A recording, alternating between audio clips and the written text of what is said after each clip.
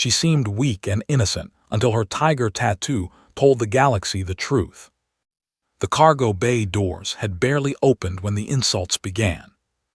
Sira Voss stepped onto Voss 9 with a single duffel bag over one shoulder and a datapad tucked under her arm.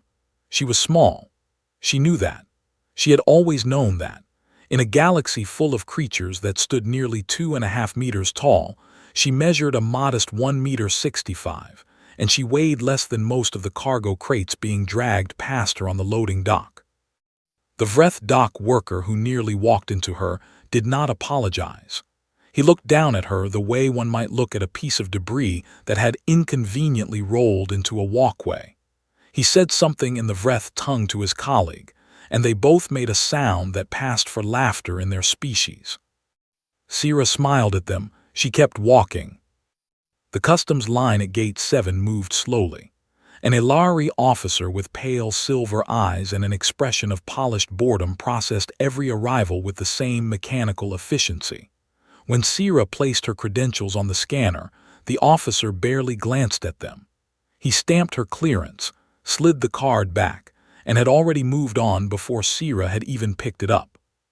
She had been on the station for 11 minutes, and she had already been invisible to 2 species. She was not bothered by this. Being invisible had its uses. The commerce floor of Voss 9 stretched out ahead of her like a living thing. Hundreds of traders, brokers, and merchants moved through the wide corridors under the pale blue glow of the station's overhead panels. The air smelled like recycled oxygen and engine coolant, and something faintly sweet that Sira had never been able to identify, no matter how many times she had visited. She had a meeting in 40 minutes. A contract negotiation with a Cordon merchant named Getherol, who controlled the redistribution rights for 3 of the most profitable cargo routes in this sector. He had reached out to her because her reputation as a broker was good. She had closed 14 deals in the past 8 months, every single one of them clean, on time, and profitable for both sides. She was good at her job, she knew that too. Getherol's office sat on the upper ring of the commerce floor, behind a heavy door with a glowing orange lock panel. His assistant, a narrow-shouldered Elari, looked at Sira with open confusion when she arrived, as if a human had not been expected, as if the name on the appointment had somehow not communicated what she was. Getherol himself was enormous. That was the first thing anyone noticed about the Cordon. They filled rooms. He had a broad, ridged forehead, deep-set black eyes, and hands that could likely crush the datapad Sira was carrying without much effort. He looked at her the way people looked at something that did not match the story they had been told. Then he smiled. It was not a warm smile. "You are the broker," he said. "I am," Sira said. He sat back and gestured lazily at the chair across from him. Sira sat down. She placed the datapad on the table between them and opened the contract file. The negotiation took 25 minutes. Sira had reviewed the route schedules, the cargo classifications, the seasonal demand shifts, and the current going rates across 4 competing hubs. She came prepared, as she always did. She made her proposal clearly, supported every figure with data, and left space for Getherol to respond. He countered with a number that was 14% below what the market supported, not because the market had changed, because he had decided, somewhere between looking at her and opening his mouth, that she would accept it. Sira looked at the number on the display. She looked at him. "That is not right," she said simply. "That is my offer," he said. There was a flatness to his voice that made it clear he was not interested in further discussion. "The current rate for this route, cross-referenced across 6 active brokers on this station, is 16% higher than what you have written here," Sira said. "I can show you the data." Getherol waved one large hand as though brushing away something small and unimportant. "The offer stands."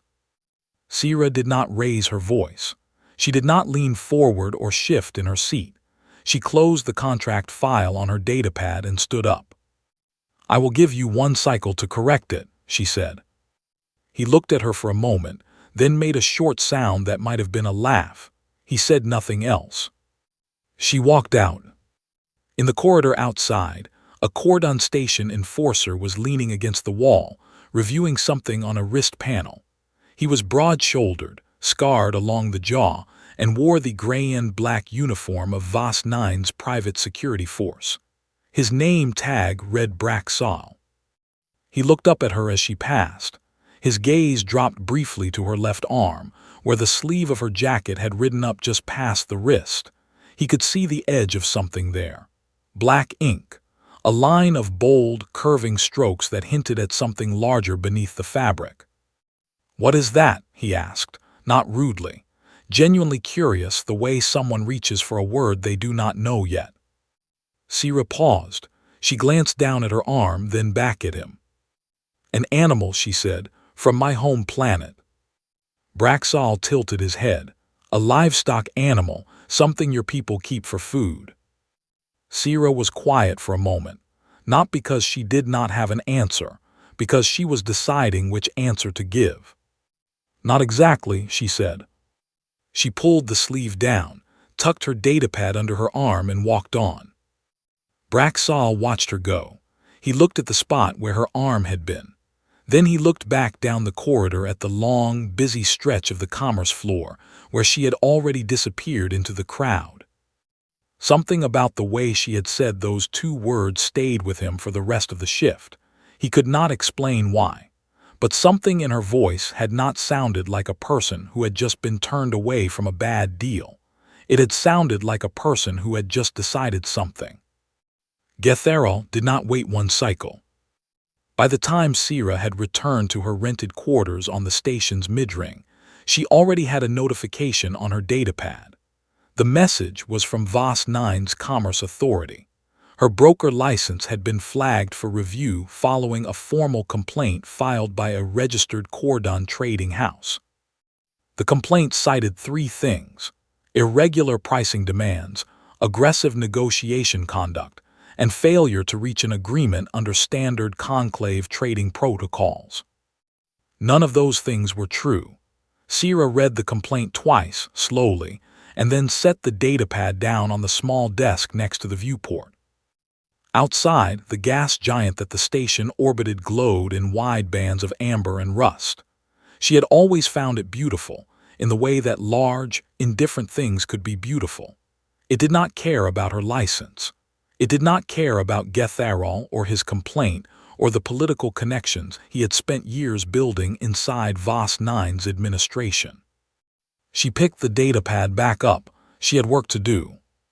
3 levels below Sira's quarters, in a narrow archive alcove buried in the station's research wing, a woman named Thessaly was trying not to be distracted.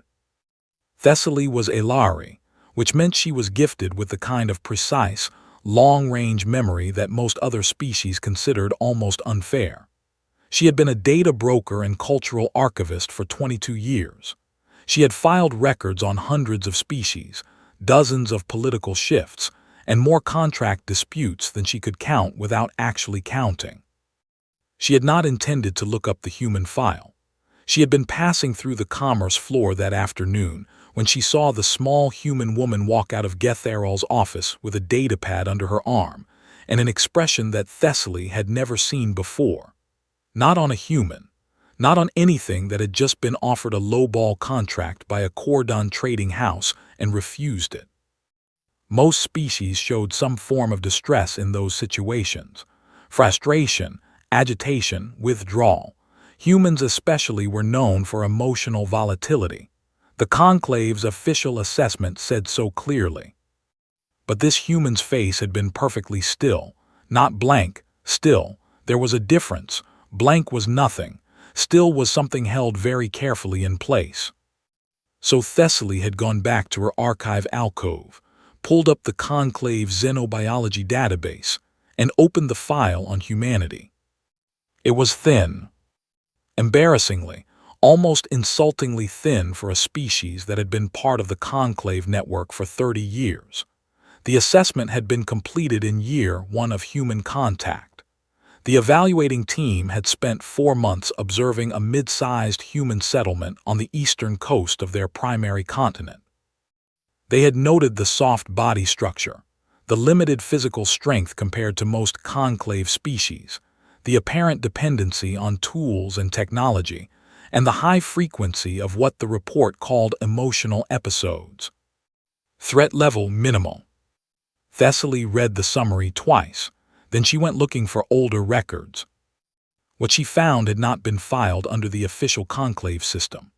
It was buried in the exploratory archive, a set of long-range survey logs from a probe that had quietly observed Earth's northern hemisphere 2 centuries before first contact. The logs were dry and technical, written in the flat language of automated systems that recorded everything and understood nothing. But the data they contained was not flat at all. Humans, the probe had recorded, maintained voluntary companionship with a range of animals that other species would classify as active threats. Large, predatory creatures that could cause serious physical harm were kept in human homes, fed daily, and treated with what the probe's behavioral analysis software had flagged as genuine affection. The humans called them pets. The software had noted this and flagged it as anomalous, then moved on.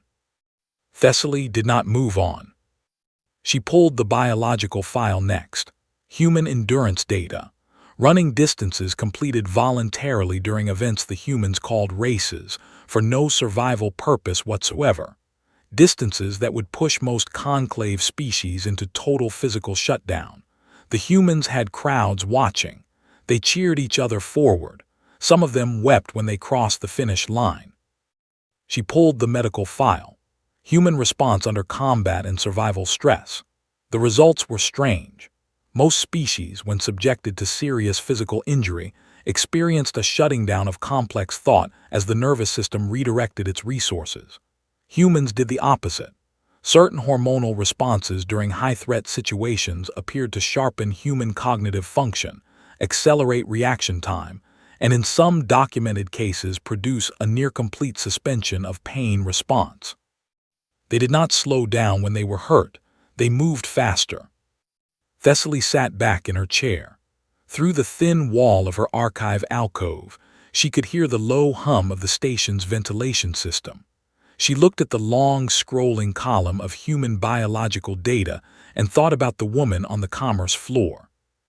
She pulled one more file. Animal records from Earth's pre-industrial period, cross-referenced with human cultural documentation. The tiger. She found it immediately. It had been one of the planet's top land predators for millions of years. A solitary hunter, precise and patient and extraordinarily capable. It had shared a planet with early humans for tens of thousands of years, and the relationship between them had not been peaceful. Then, in the last 150 years of Earth's pre-contact period, the tiger population had collapsed. Not because of a natural event, because humans had expanded across the land the tigers needed, and the tigers had paid for it. By the time the probe surveyed the planet, the remaining animals lived in protected areas specifically maintained and funded by humans who had recognized what was happening and refused to let it continue. They had nearly lost the tiger, and instead of accepting that, they had fought to bring it back. And then they had put it on their bodies. Ink pressed permanently into skin, not as a trophy, not as a warning, as a reminder, as a way of saying, this matters. I will not forget what we almost let disappear. Thessaly thought about the tattoo she had glimpsed on the human woman's arm as she passed through the commerce floor. The bold black and orange lines curling from wrist to shoulder. She thought about Getharol's complaint, about the way the Conclave database had categorized this species as minimal threat in 4 months, based on watching them in a settlement on one coast of one continent. She opened a new file and started writing. Across the station, in a different corridor entirely, Sira was not resting. She had pulled every piece of public contract data available for Getharol's trading house for the last 2 years. She was not looking for anything specific. She was just reading, carefully. The way someone reads when they already suspect there is something to find. By the third hour she had found it. 3 separate filing inconsistencies, 2 overdue disclosure reports, 1 contract clause that, under conclave commercial law, constituted a direct violation of fair trading standards. She documented everything, organized it cleanly, attached every supporting record, and prepared a formal counterfiling to the Commerce Authority. Then she ordered a meal, ate it at her desk, and went to sleep. When Braxall came to find her early the next cycle with a warning that Getharol was planning to escalate things beyond legal paperwork, she was already dressed, already caffeinated, and already 3 steps ahead. She listened to his warning. She nodded. She glanced down at the tiger on her arm for just a moment. "Good," she said quietly. "I was starting to wonder when it would get interesting." Braxall opened his mouth, then closed it again. He had the distinct feeling that he had just been the last person on the station to understand something important. The lower freight decks of VOS 9 were not a place most people went by choice. They sat deep in the station's underbelly, past the service tunnels and the maintenance corridors and the heavy pressure doors that kept the clean upper levels separate from the industrial ones below. The air down there smelled like grease and heat. The overhead lights were yellow-tinged and too far apart, leaving long stretches of corridor in shadows that shifted when the ventilation fans turned. Getharol had not come himself. Sira had not expected him to. He had sent 3 cordon enforcers.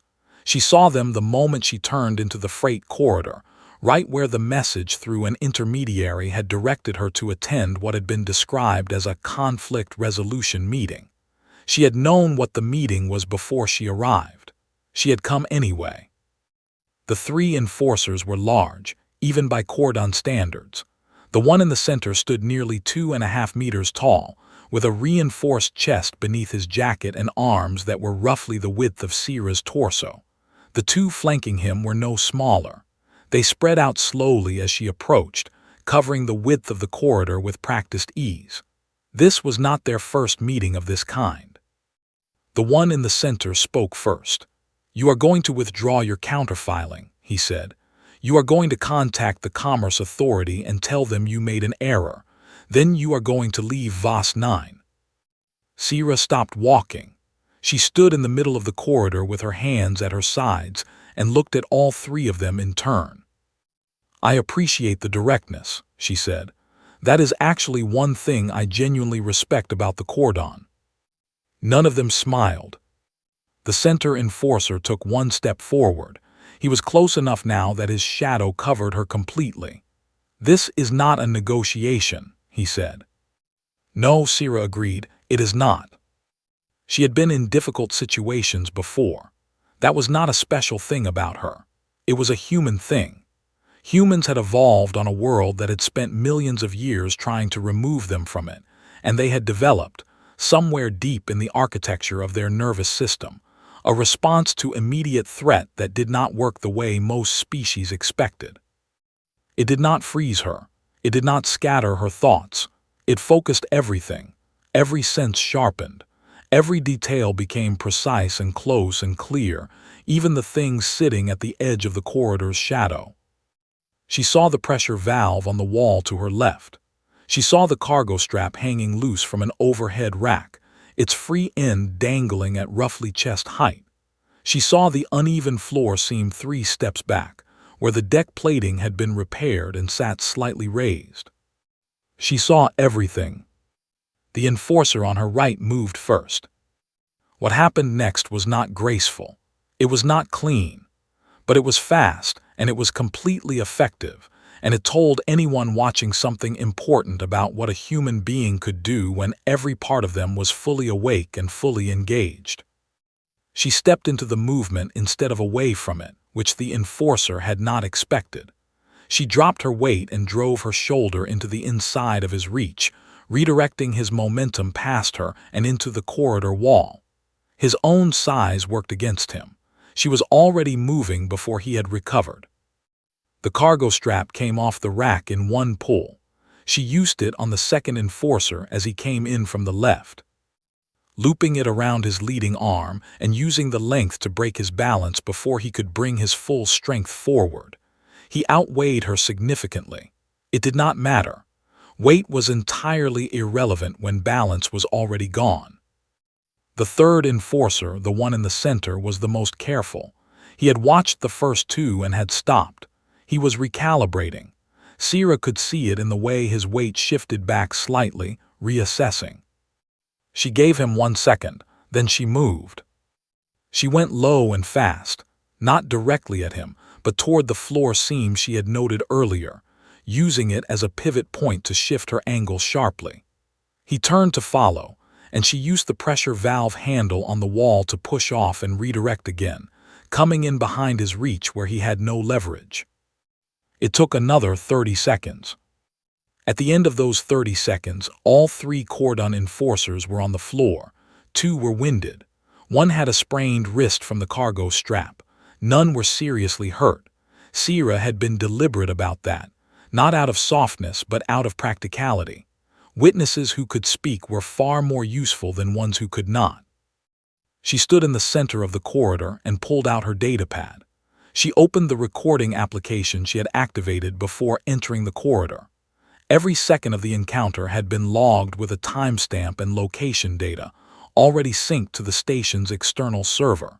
She reviewed the footage briefly, confirmed the audio quality, and prepared the file for transmission to station security. The enforcer nearest to her was watching her do this. He was the center one, the largest of the 3. His eyes tracked from the datapad to her face, and then down to her left arm, where the jacket sleeve had come up during the encounter. The tiger was fully visible now.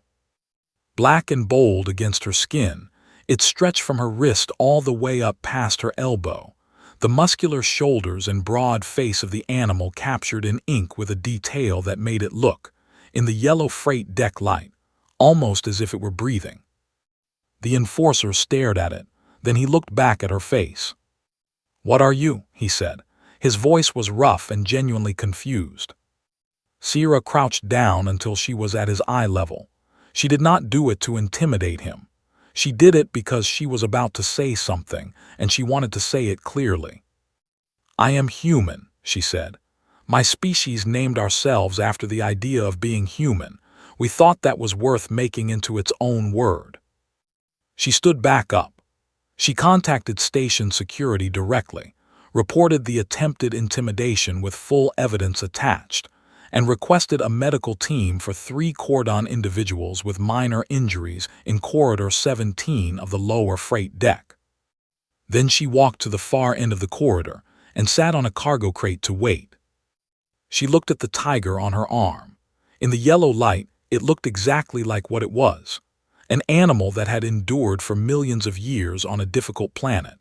An animal her species had nearly lost and then spent generations of effort to bring back. An animal that had never once needed to announce itself, because what it was spoke entirely on its own. The security team came through the upper corridor doorway. Sierra smoothed down her sleeve, picked up her datapad and stood up to meet them. The conclave arbitration chamber on VOS 9 was a long, high-ceilinged room with pale gray walls and rows of elevated seating that curved around a central floor. It had been designed to accommodate species of many different sizes, which meant that Sierra, seated at the broker's table with her datapad and a glass of water, looked especially small in the chair. She did not mind. She was used to rooms that were not built for her scale. The arbitration session lasted 4 hours. The Commerce Authority representative, a senior Elari official with gray-streaked skin and a formal measured tone, worked through the case methodically. Sierra had prepared with precision. Her counterfiling was thorough, clearly organized, and legally exact. For every claim in Getharal's original complaint, she had a corresponding document that addressed it directly. For every violation she had identified in his own trading records, she had the supporting data already attached. Getharal sat across the chamber with 2 attorneys and a political liaison. He looked, For the first time since Sira had met him, like someone who had expected a short trip and was discovering it would be a very long one. By the end of the session, the arbitration panel had cleared Sira's broker license, opened a formal audit on Getharal's trading house, suspended his license in the 3 affected sectors pending the audit outcome, and issued a reparations order payable to Sira within 30 cycles. It was legally complete, clean, documented, and final. Sira thanked the panel, gathered her documents, and walked out. 3 levels below the chamber, at nearly the same hour, Thessaly had gathered a small audience. It had not been a planned gathering. She had mentioned to 2 colleagues that morning that she had found something significant in the archive, and the word had moved through the research wing the way interesting things always moved in closed spaces. By midday, there were 11 people seated in the reading room adjacent to her alcove. A Vreth historian who specialized in pre-contact civilizations, 2 Alari economists, a young Cordon trade student who had heard about the encounter in the lower freight deck and was trying to understand how the outcome had been possible. Thessaly stood at the front of the room with a projection panel behind her and a cup of cooling tea she kept forgetting to drink. "I want to talk about a species assessment," she said, "specifically about why ours was wrong." She put the conclave's official human profile on the panel. She let them read it. She watched their faces as they did. Most of them had seen it before, or something like it. It had shaped the standard view of humanity across the conclave network for 30 years. Then she started talking. She walked them through the biological data first, because numbers were easy to verify and difficult to dismiss. Human endurance metrics that exceeded what should have been physically possible for their body structure. Response data under injury and stress that defied the standard model of incapacitation. Cardiovascular output measurements that the original probe software had initially flagged as sensor errors, because the readings matched nothing in any known baseline for a species of their size. Then she talked about their history. They were not born into an easy world, she said. They shared their planet with animals that could have ended them, and they endured anyway. They went through cycles of devastating conflict between their own groups, and they endured those too. They suffered diseases that removed large portions of their population, and they found solutions and kept going. She paused and let that sit in the room for a moment. "But here is what I found most remarkable," she continued. "They did not only survive, they created. While they were in conflict, while they were sick, while they were afraid, they were also writing stories. They were drawing on stone walls. They were making music with instruments they shaped by hand. They were asking each other in every language they developed what it meant to be alive and whether it was worth the effort." She brought up the section on the tiger. "This is the animal on the human woman's arm," she said. She let them look at the photographs, drawn from Earth's oldest nature archives. A large, striped land predator at the top of its environment's food chain for millions of years. Patient, solitary, and quietly powerful in a way that the images communicated even in still frame. In the last 2 centuries before contact, humans very nearly lost this animal entirely. Not through cruelty, through expansion and carelessness. When they understood what was happening, a significant portion of their population responded with something that I believe deserves careful examination. She looked around the room. "They felt responsible," she said. "Not legally responsible, morally responsible. They created protected habitats, dedicated funding and scientific research across multiple generations, and worked to recover the population. An animal that had harmed humans before and could do so again. They protected it anyway because they believed the world was diminished without it.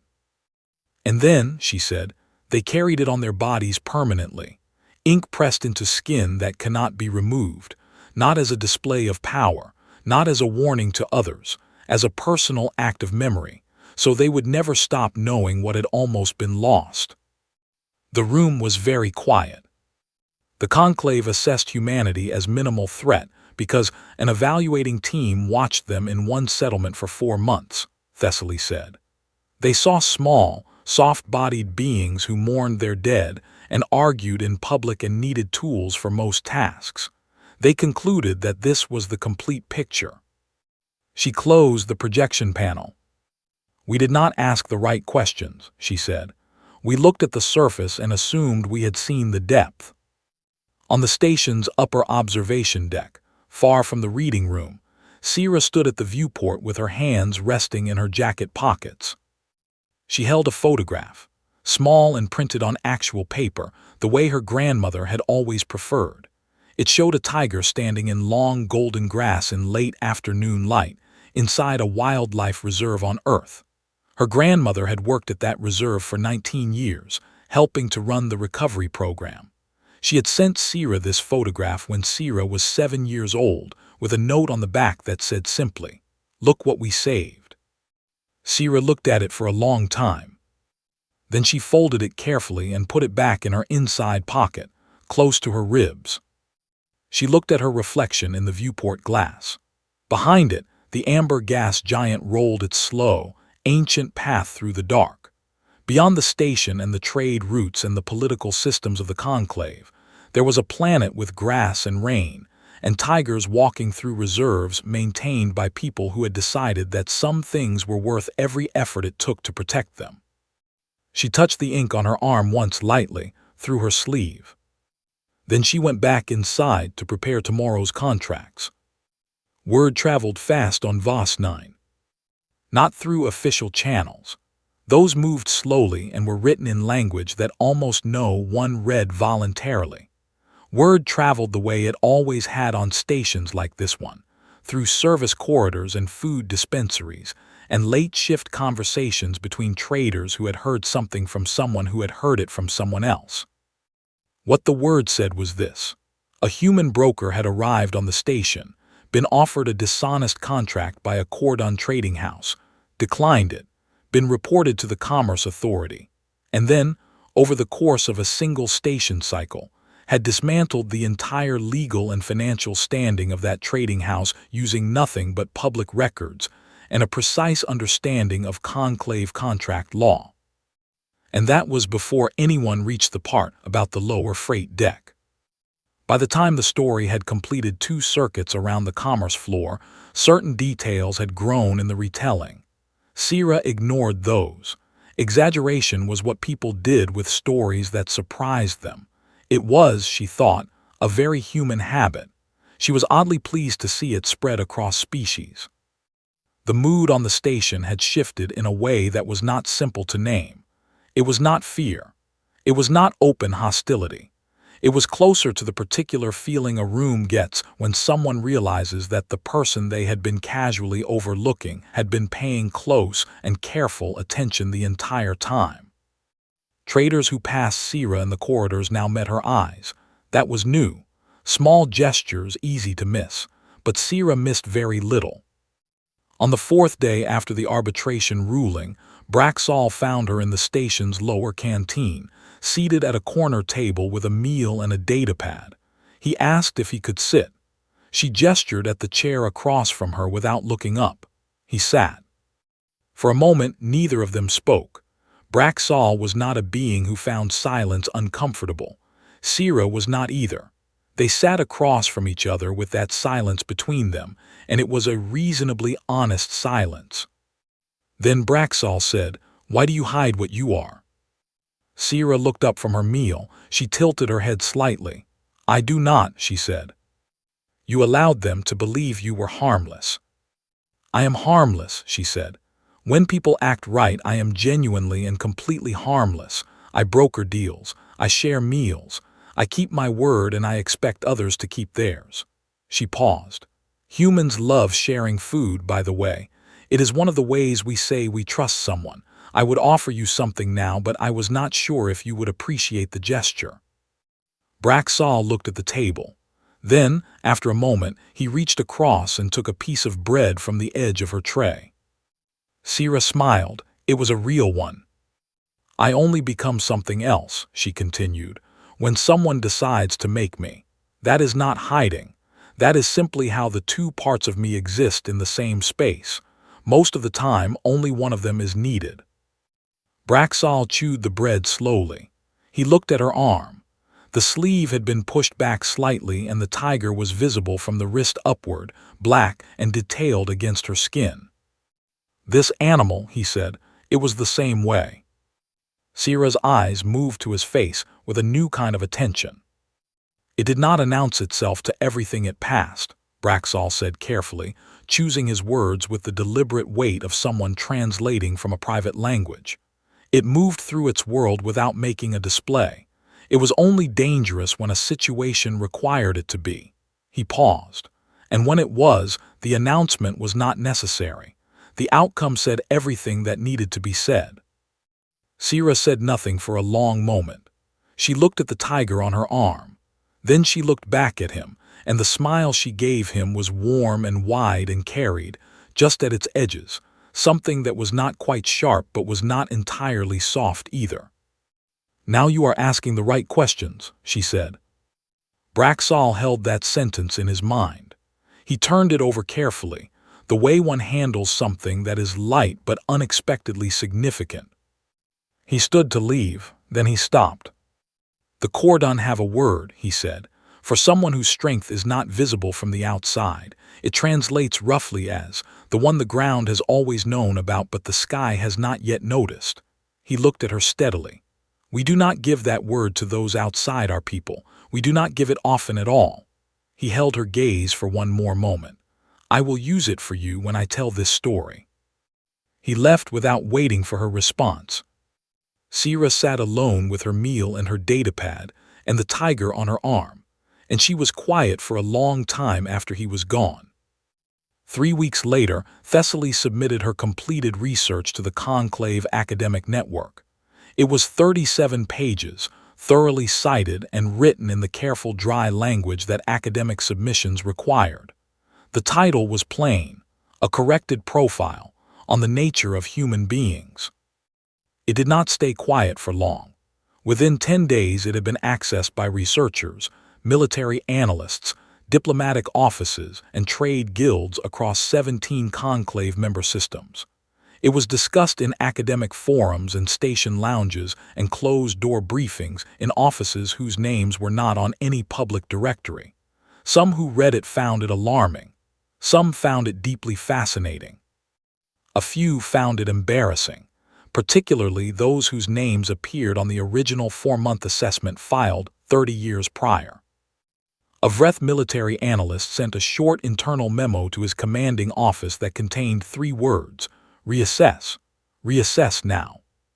3 conclave diplomatic teams quietly requested updated briefings on humanity. 2 trade guilds revised their standard negotiation frameworks for human counterparts, removing a section that had been titled, with considerable inaccuracy, approaching from a position of advantage. None of these changes were announced publicly. They happened the way most truly important things happened, without ceremony, in the spaces between official decisions, where the real adjustments were always made. On Voss 9, Sira closed a new contract with an Elari trading cooperative. Fair terms, both sides satisfied. When she shook hands with her new partner, a careful and precise woman named Oren, she noticed that Oren had clearly done her reading.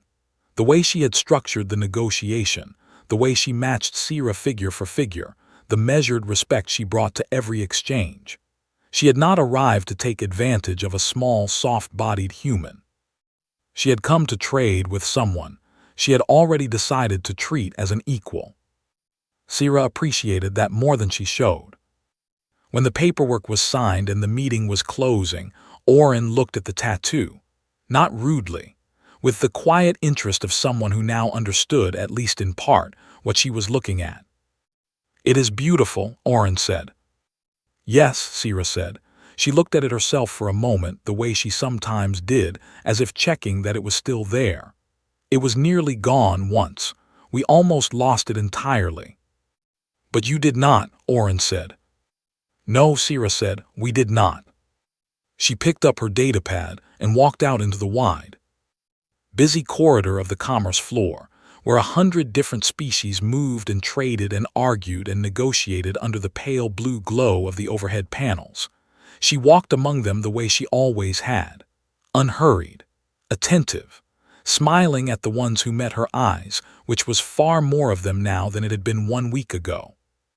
Somewhere on her arm, a tiger moved in silence through the long amber dark, the way it had moved for millions of years across a planet that had not been easy and had not been forgiving, and had shaped everything that walked its surface into something that could endure, patient and sure and entirely at peace with what it was. It had never needed to explain itself. It had never needed to make an announcement. The world had always known it was there. It had simply been waiting for the rest of the galaxy to catch up.